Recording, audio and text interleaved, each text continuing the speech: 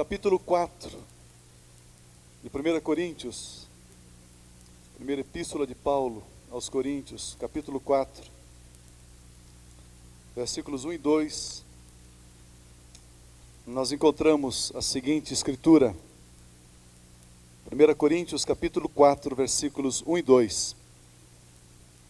Assim, pois, que os homens nos considerem como ministros de Cristo e despenseiros dos mistérios de Deus. Ora, além disso, requer-se dos despenseiros que cada um se ache fiel. Vamos ler o versículo 2 todos juntos? Ora, além disso, requer-se dos despenseiros que cada um se ache fiel. O apóstolo Paulo, ele usa 3 palavras-chave para introduzir esse pensamento desse capítulo 4. E se nós percebermos o significado profundo, o conteúdo dessas palavras, nós poderemos perceber o que é que o apóstolo está revelando de Deus para nós nesses 2 versículos. Ele diz assim, pois que os homens nos considerem como ministros de Cristo. A palavra grega que ele usa para descrever aqui ministros é uperetes, que significa o remador inferior. O ministro de Cristo, o remador inferior. Ele está dizendo o seguinte, que quando se tinha aqueles barcos onde os escravos tinham que remar, existiam 2 classes, 2 categorias de escravos. Os que estavam assentados mais em cima e os que estavam mais lá embaixo no porão. Todos os que estavam lá embaixo no porão eram os uperetes, os escravos que estavam condenados à morte.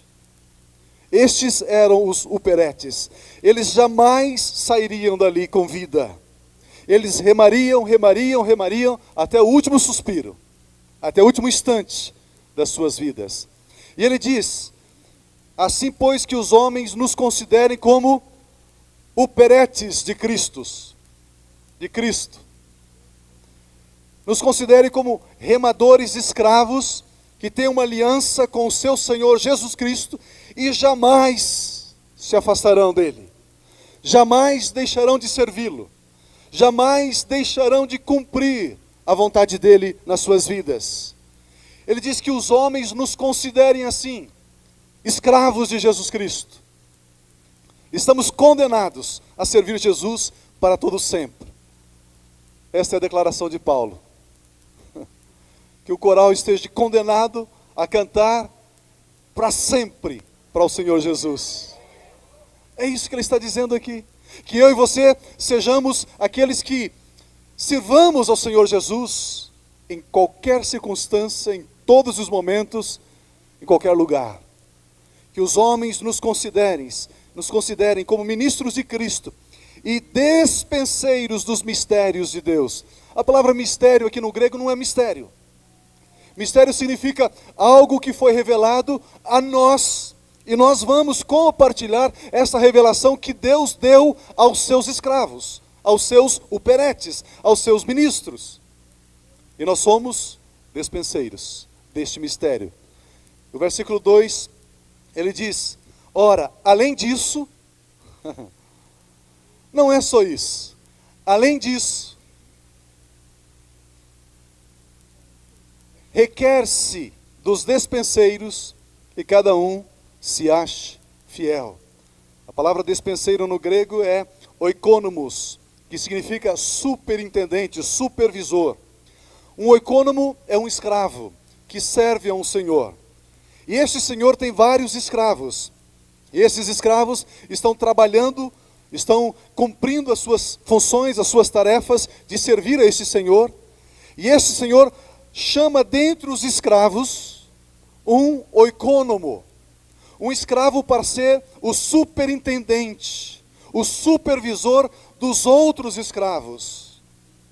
E ele diz o seguinte, ora, além disso, requer-se que estes escravos, que estes remadores fadados a servir o seu Senhor até o fim, até o último fôlego, requer deles desses despenseiros, que cada um se ache fiel.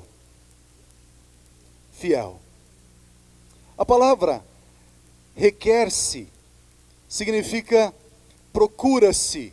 É como se fosse um pente fino. É como se fosse a busca com uma lupa. Dentre todos os servos, e encontra-se dentre todos os servos, um servo que é fiel. E este servo que é fiel, o Senhor diz: venha para cá, você será um oikônomo, você será um superintendente, você será um supervisor, você será um bispo, alguém que vai coordenar estes outros servos. E o texto diz que ele tem que ser fiel. Procura-se alguém fiel. Encontrando a fidelidade no caráter do servo, este servo poderá servir ao seu Senhor e supervisionar os outros servos. O que é fiel? Fiel é exato, verídico, firme, pontual. Somente poderemos ser dispenseiros oikônomos se formos achados, ou se for achado em nós, a qualidade indispensável da fidelidade. Temos que ser fiéis. Se você não for fiel, se ele procurar fidelidade e você não encontrar, ele não poderá colocar nas suas mãos, dispensar a você favores para você servi-lo. Tem que encontrar a fidelidade no caráter do servo. O primeiro ponto que eu quero destacar para você é que o primeiro passo para caminhar a senda, a trilha da fidelidade, é tornando-se em servo.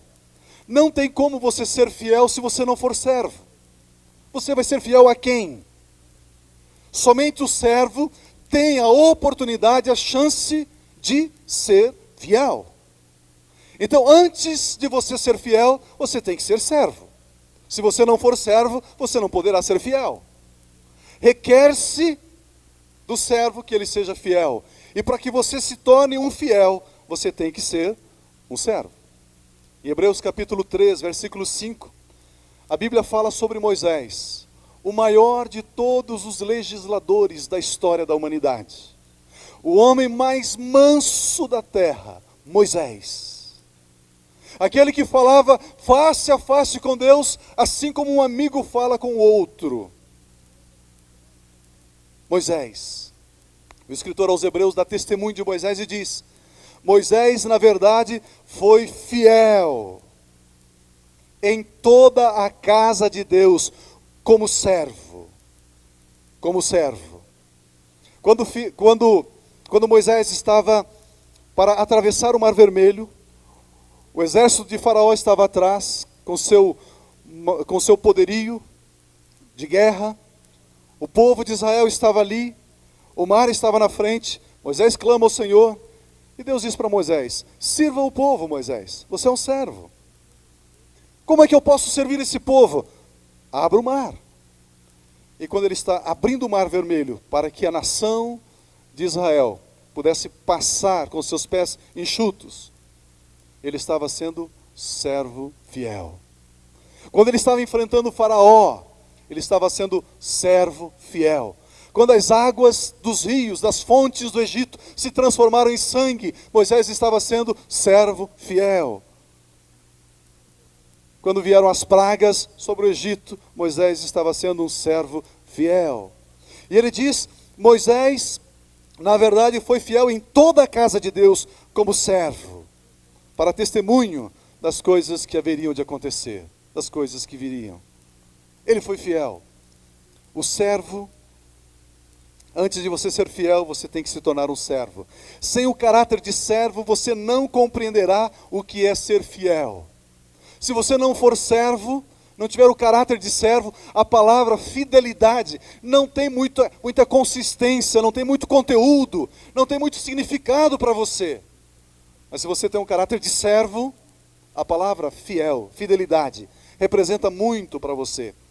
Para nos tornarmos fiéis, devemos nos tornar em servos. Somente quem serve tem a oportunidade de demonstrar a fidelidade.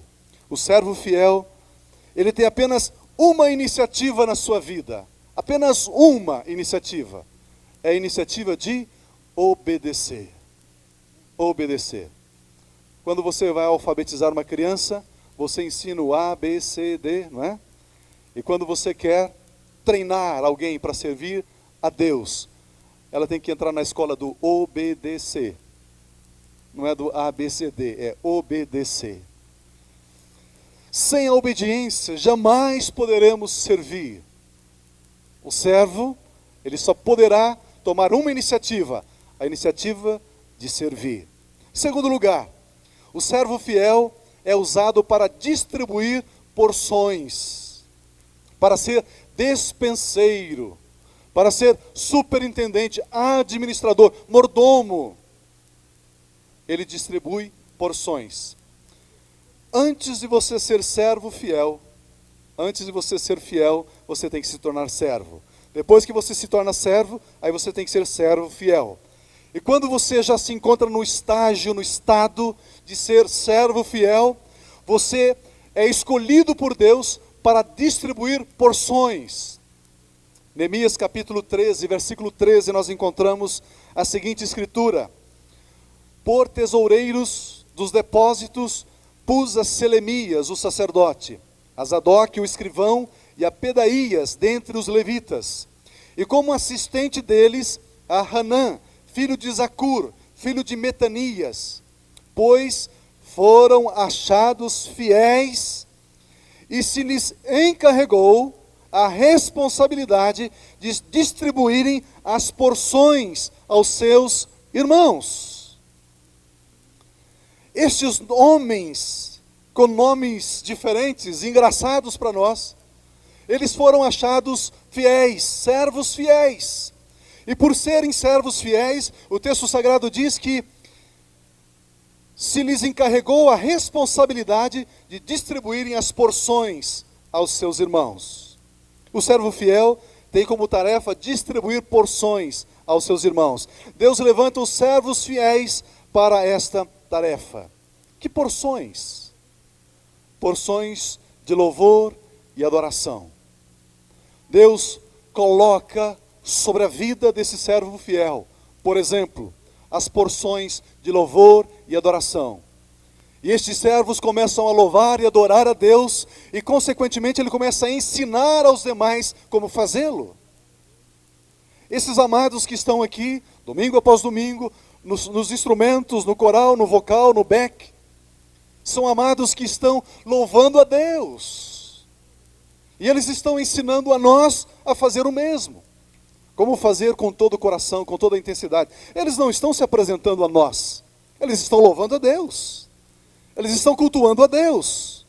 E eu e você, ao nos espelharmos neles, a gente deve pensar, eu quero fazer isso também. Então eles têm porções de louvor e adoração. E eles nos ensinam, nos instruem como é que devemos fazê-lo. Porções de ensino da palavra do Senhor.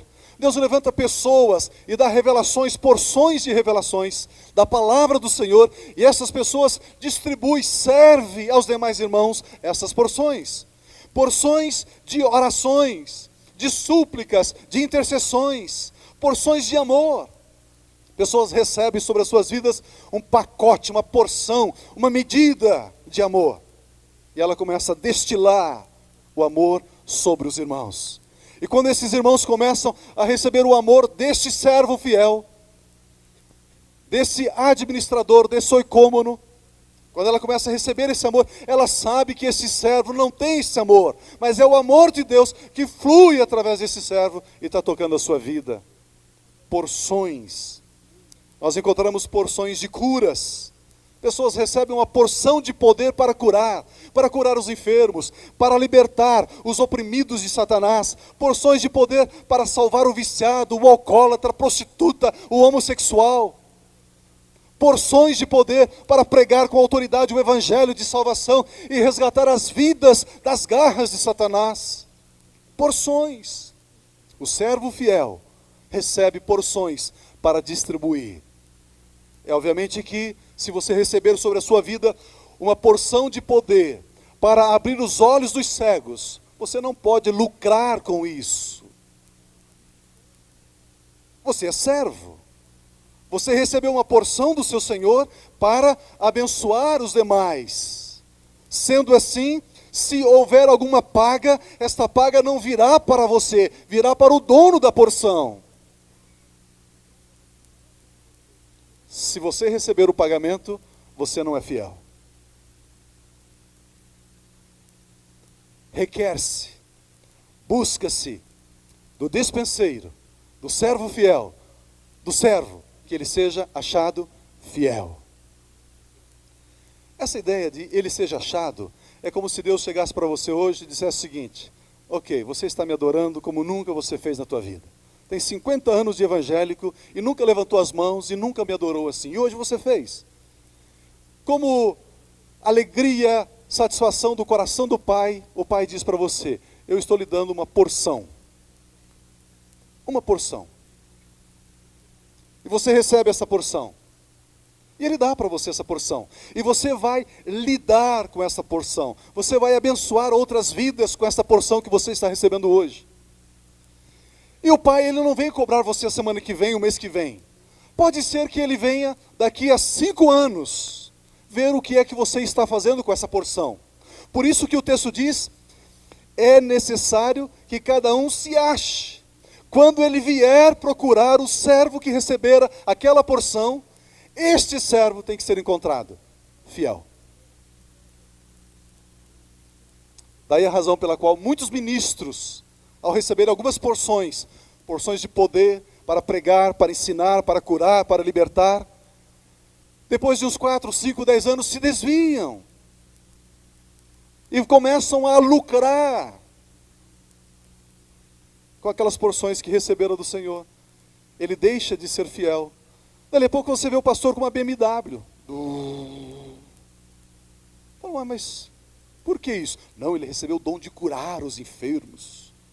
E as multidões estão vindo, e as multidões estão sendo curadas, e agora ele está andando de BMW. Mas um dia, o Senhor deste escravo, que tem a porção para curar os enfermos, vai procurá-lo. E vai achá-lo. E poderá achá-lo infiel. Poderá achá-lo infiel. Por isso que o texto diz que nós seremos procurados. E como despenseiros, que cada um, individualmente, particularmente, cada um. Não, mas sabe, é que naquela igreja eles não me deixaram desempenhar a porção que eu recebera do Senhor. Cada um. Não, mas sabe, é que eu estava muito atarefado. Cada um. Se ache fiel. Mas eu fiquei decepcionado com aquilo, eu fiquei decepcionado com aquilo outro. Eu tenho histórias tristes na minha carreira espiritual, na minha jornada de fé. Cada um se ache fiel. Cada servo. Qual é a medida dessa porção? É uma medida transbordante, sacudida. No interior a gente fazia isso. A gente ia comprar milho, feijão, comprava assim solto, né? Não era empacotadinho como se compra no mercado hoje. Então chegava lá na cerealista, né? Tinha os sacos de arroz. E a gente queria lá uma lata de 18 litros de arroz. Então enchia aquela lata, e o que ele fazia? Ele chacoalhava aquela lata. Estava cheinha, cheinha. A hora que chacoalhava a lata, né, sobrava um tanto assim ainda. Aí colocava-se mais. Aí chacoalhava mais aquela lata, sacudia. E aquela lata ficava cheinha de arroz. Então a gente levava aquela lata de arroz para casa. 18 litros, sacudido, isso que é sacudido. Transbordante, quase derramando. É esta a medida da porção. Ou seja, quando Ele te dá esta porção, você, servo fiel, Ele não está controlando a quantidade. Ele quer dar o máximo que você pode receber. Ele quer dar a você o tudo que você tem capacidade para obter, para ter, para gerenciar, para administrar. Assim como Eliseu. O que Eliseu pediu de Elias? Ele pediu a porção de Elias. Elias, eu quero a sua porção. Eu sei que Deus deu uma porção para você. E eu quero a sua porção. E aí Elias, és quanto da minha porção? Isso não está escrito, é a interpretação livre. Quanto da minha porção você quer? Eu quero o dobro. Uau, dura coisa pediste. O dobro de porção? É, você vai receber. Você vai receber. E ele recebeu. Qual é a medida dessa porção? O quanto você pode receber. Você receberá desta porção de Deus como servo fiel. Em terceiro lugar, o servo fiel é livre. O servo fiel é liberto. Agora é interessante, não existe uma contradição, um paradoxo, um antagonismo. Se é servo, se é um escravo, como que ele é livre? Se é servo, como que é livre? Daniel capítulo 6, versículo 4. Então os presidentes, Daniel 6, 4. Então os presidentes e os sátrapas, eu sempre me atrapalho para falar sátrapas, e os sátrapas procuravam achar ocasião contra Daniel a respeito do reino, mas não podiam achar ocasião ou culpa alguma em Daniel. Sabe por quê? Porque ele era fiel. Olharam Daniel, vasculharam a vida de Daniel, desde a infância, desde o início, e olharam e disseram, não encontramos culpa nele, não encontramos ocasião nele, ele não mente, ele não passa cheque sem fundo, ele não promete e não cumpre, tudo que ele promete ele cumpre, ele é um bom funcionário, ele sempre chega no horário, ele faz as coisas direitinho, nós não encontramos culpa nele, ele é fiel, e não se achava nele nenhum vício e nenhuma culpa. O servo fiel, ele é livre. Livre de vícios e livre de culpa. Livre de dependências. A Bíblia diz em Pedro que se você se submete a um senhor, você torna-se escravo desse senhor. Por exemplo, se você se submete ao tabagismo, ao cigarro, você se torna escravo do cigarro. E se você se torna escravo do cigarro, você não é livre, você é escravo. Mas se você serve somente a Jesus, você é livre dos demais senhores. E não haverá mais vício, mais domínio sobre a sua vida, e não haverá culpa sobre a sua vida. É isso que eles encontraram em Daniel. Encontraram em Daniel um homem livre de vícios e livre de culpa. Quando é que o servo torna-se infiel, ou quando é que o servo torna-se culpado? Quando o servo toma a iniciativa divorciada, dicotomizada das ordens do seu senhor. O seu senhor diz, vai para cá, e você vai para cá. Nesse instante, você se torna culpado, você se torna infiel. Quando a sua ação não combina, não coaduna com a ordem que você recebera do seu senhor. O servo fiel, ele é livre até mesmo para obedecer. Ele é livre para obedecer. Faça isso. Sim, eu sou livre, faço. Eu faço. Ele é livre para tal. O servo fiel é fiel porque ele serve apenas um Senhor. Só um Senhor. Os vícios não são senhores dele. Se você serve a Jesus, você não pode servir a outro Senhor. Se você tem dois senhores na sua vida, ou você vai aborrecer um e agradar o outro, ou agradar o outro e aborrecer o um. Porque se são dois senhores, esses dois senhores, eles não estão aliançados, eles não estão unidos. São senhores distintos e diferentes. Jesus é Senhor. E se você serve a Jesus, você não pode servir a outro Senhor. E se você servir a outro Senhor, você não será achado fiel. Então o servo fiel, ele é livre para obedecer um só Senhor. E ele está liberto de vícios, ele está liberto de culpa, ele não tem mais a culpa do passado, porque o sangue de Jesus Cristo já perdoou o seu passado. Não importa se houve aborto, não importa se houve assassinato, não importa se houve roubo, mentira, manipulação, distorção. Não importa o que aconteceram no passado, se este servo, ao se encontrar com Jesus, confessou o seu pecado, arrependeu-se, deixou dos seus pecados, ele não tem mais a culpa do passado, ele está livre do passado.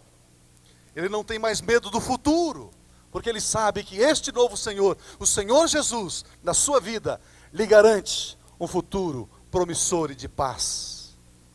Ele é livre, ele é solto. Talvez algumas pessoas que estão aqui no nosso meio pensam, puxa vida, que povo mais estranho. Assobiam, pula, grita, chora. Nós somos livres para fazermos isso. Eu me lembro que, quando eu comecei, já faz muito tempo, estou ficando velho. Quando eu comecei há um tempo atrás, anos atrás, ter uma experiência mais intensa com Deus, com o poder de Deus, com o Espírito de Deus. A primeira vez que eu fui numa igreja que disseram assim, levante a mão. Ai, que dificuldade. Parecia que eu tinha uns 60 quilos na minha mão. Eu não conseguia erguer a mão. Não conseguia. Eu era tão escravo de conceitos, de valores, de pensamentos, de religiões, de tradições, de costumes, que eu não conseguia levantar as mãos. Mas quando eu tive um encontro intenso, profundo e pessoal com o Senhor Jesus, aí eu levanto as mãos. Livre, solto. Dá para dançar? Dá para dançar. Tem pessoas que quando estavam no mundo, tinham um pé de valsa, né? Bailava a noite toda para o diabo. Chega na igreja agora, está lá durão. Não consegue dar um pulinho para Jesus, né? Eu não tenho nenhuma coordenação de dançarino aqui. Não tenho unção de dançarino. Mas amados, você é livre. E você é livre para ficar quietinho também no seu lugar. Você é livre para ficar em silêncio no seu lugar também. Percebe? Você que pula, não recrimine aquele que está quietinho. E você que está quietinho, não recrimine aquele que está pulando. Somos livres. O servo fiel, ele é livre, ele é liberto. Ele é liberto, ele é livre, ele é solto. Um tempo atrás o irmão disse, ele não frequenta, não é membro da nossa igreja, ele vinha de vez em quando a umas celebrações, dizia, Pio, como eu gosto das ministrações, do louvor, da palavra, como que é edificante para a minha vida, e sempre eu gosto de visitá-los. Mas tem algo aqui no meio de vocês que eu não suporto. Eu falei, uma coisa só? Falou, uma só. Falei, ok, tem algumas que eu não suporto.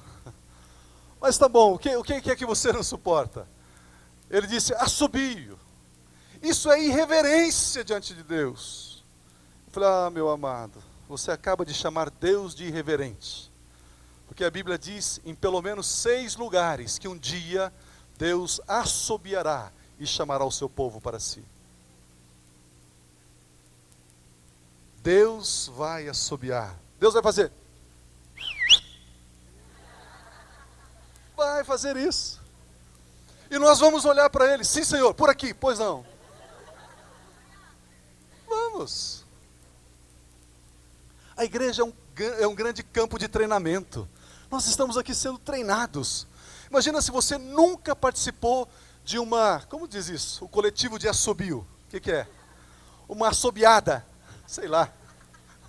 Se você nunca participou de uma assobiada, de repente você chega no céu, todo mundo começa a assobiar, você vai correr de lá. E se você sair de lá, só tem um lugar para você ir.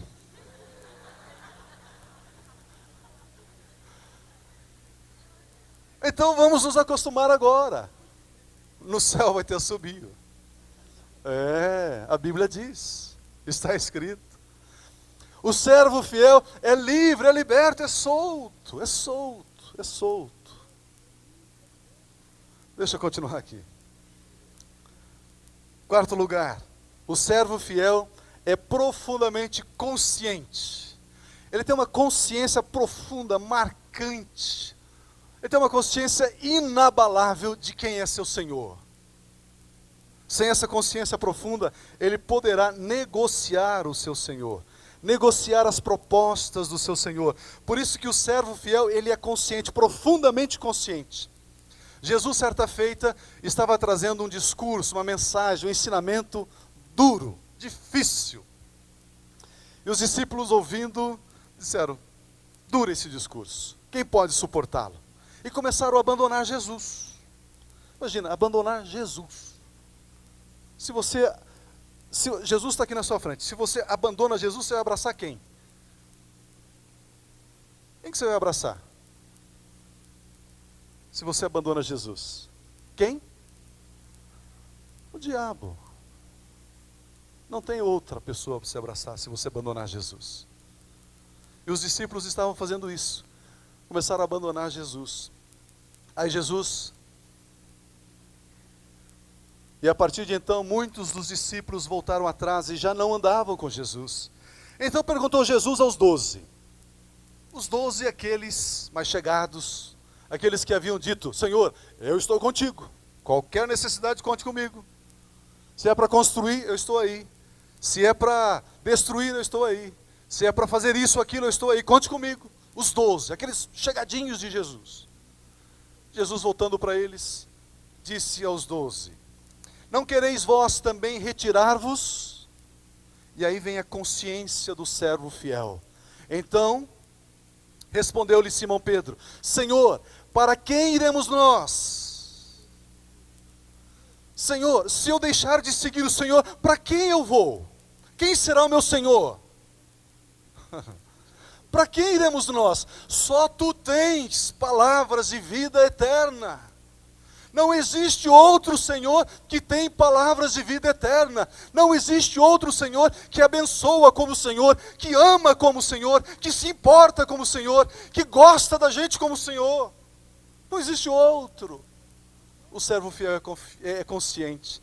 Ele diz: é só Jesus, é só Jesus, é só Jesus, é só Jesus. Ele não vai negociar absolutamente nada, nada, nada, nada, nada. Eu estou lendo em João 6, 67, se você precisa anotar o texto. Absolutamente nada que outro Senhor quer me oferecer é páreo para aquilo que tenho recebido do meu Senhor e Rei Jesus Cristo.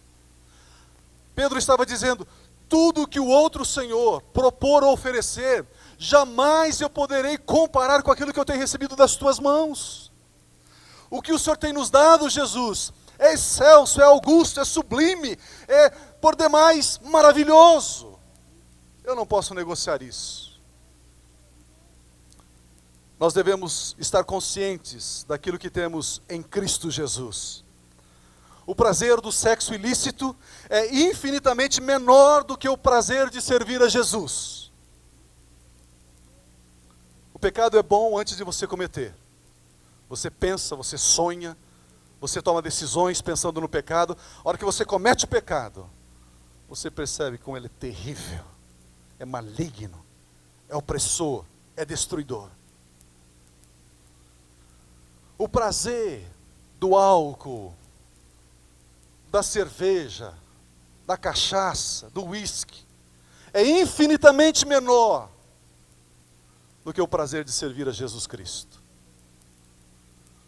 O prazer das drogas é infinitamente menor do que servir a Jesus Cristo. O prazer da luxúria, da gula, o prazer das mentiras, das manipulações, do orgulho, da altivez, são prazeres infinitamente menores do que o prazer de servir a Jesus. E nós temos que ter essa consciência.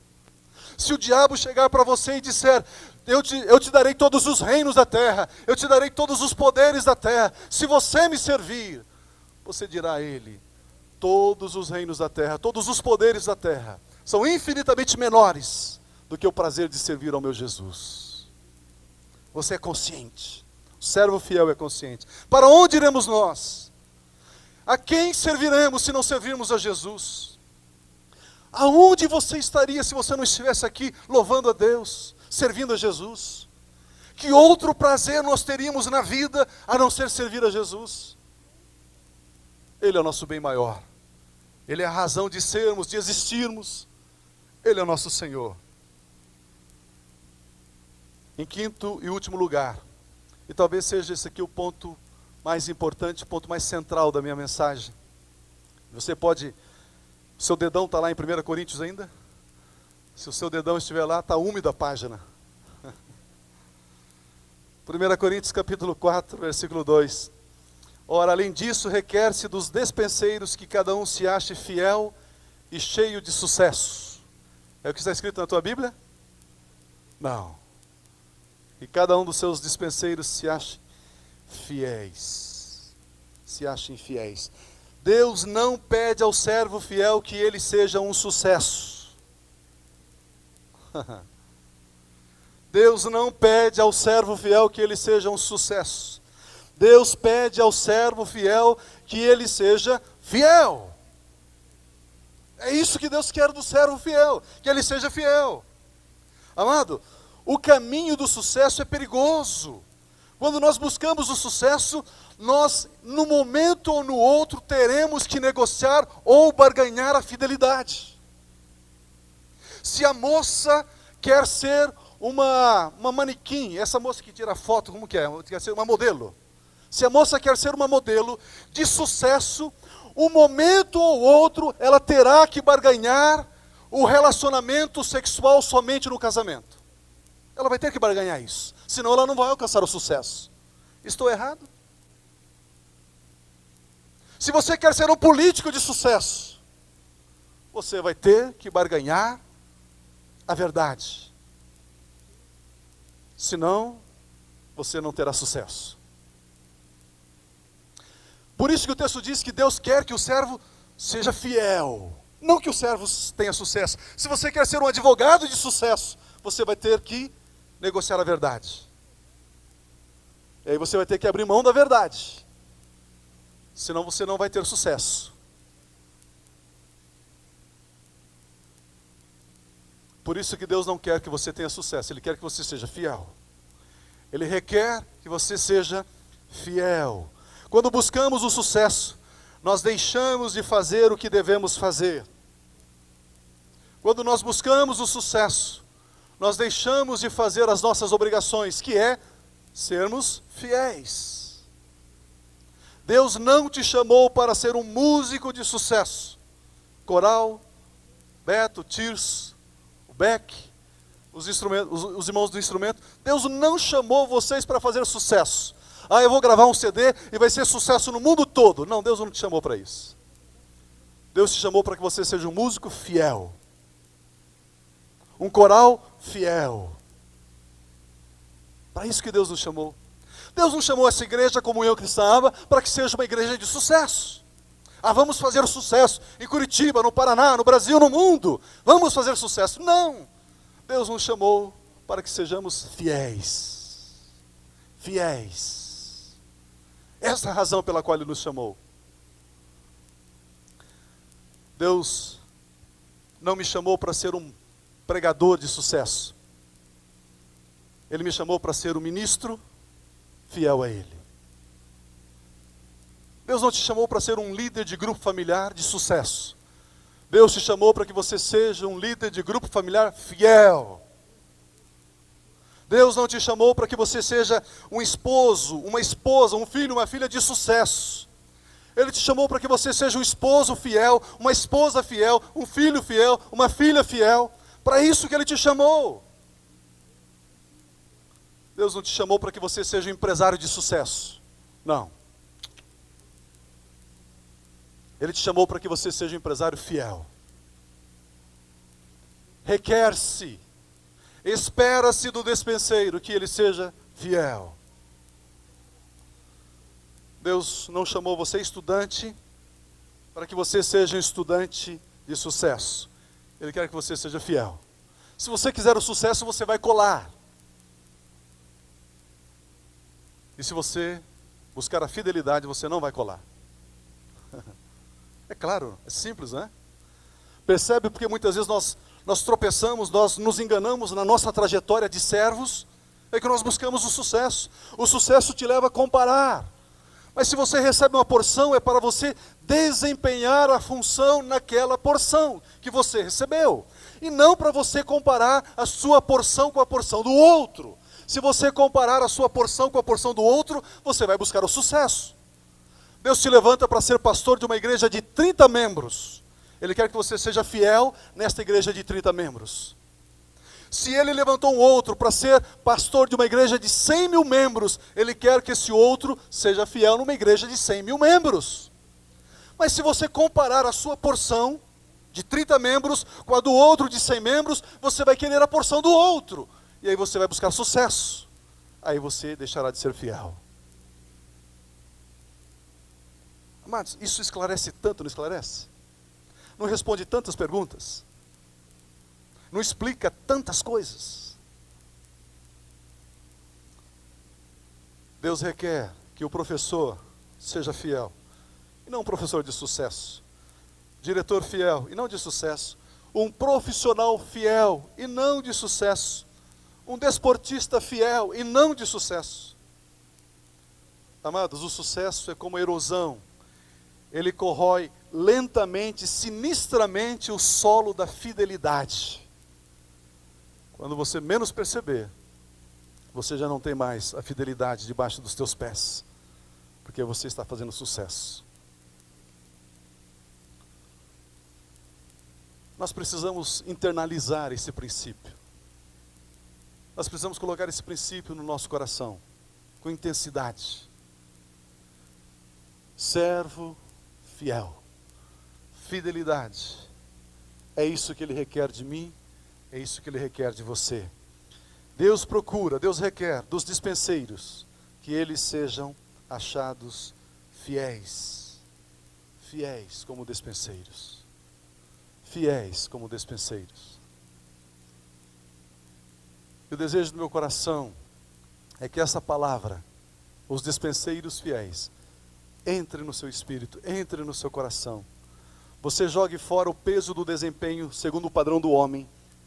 Agora você coloca no teu espírito o padrão do desempenho do reino de Deus, que é ser fiel, zeloso da porção que Ele lhe deu, seguir com alegria, com contentamento.